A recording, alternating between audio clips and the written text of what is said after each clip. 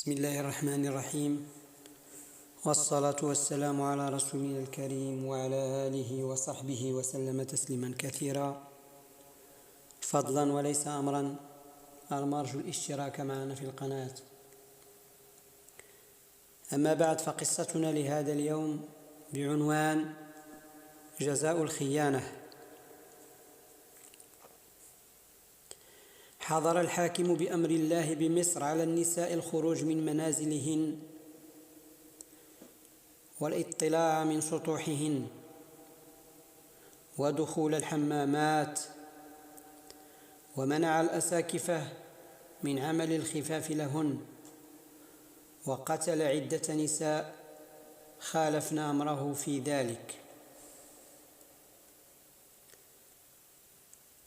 وكان الحاكم يركب بالليل يطوف بالأسواق، ورتب في كل درب أصحاب أخبار يطلعونه بما يعرفونه، ورتبوا عجائز يدخلن الدور ويرفعن إليه أخبار النساء، وأن فلانا يحب فلانة وفلانة تحب فلان، وإن تلك تجتمع مع صديقها وهذا مع صاحبته.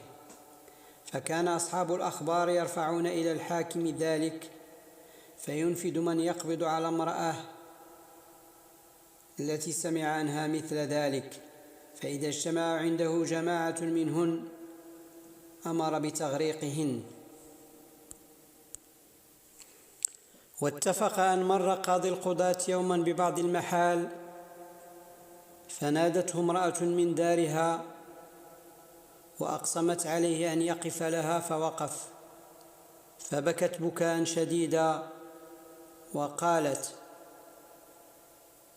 لي أخ لا أملك غيره،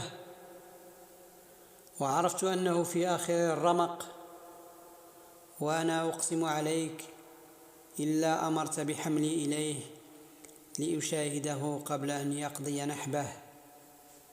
فرحمها القاضي ورق لها، وأمر رجلين من أصحابه أن يحملاها إلى الموضع الذي تدلهما عليه. فأغلقت باب دارها وتركت المفتاح عند جارة لها، وقالت: سلميه إلى زوجي، ومضت إلى باب فدقته فدخلت، وقالت للرجلين: انصرفا. وكانت الدار لرجل يهواها وتهواه، فلما رآها سر بها وأخبرته بحيلتها. فلما انصرف زوجها آخر النهار وجد بابه مغلقا، فسأل الجيران فأخبروه بالحال وبما جرى لها مع القاضي القضاة،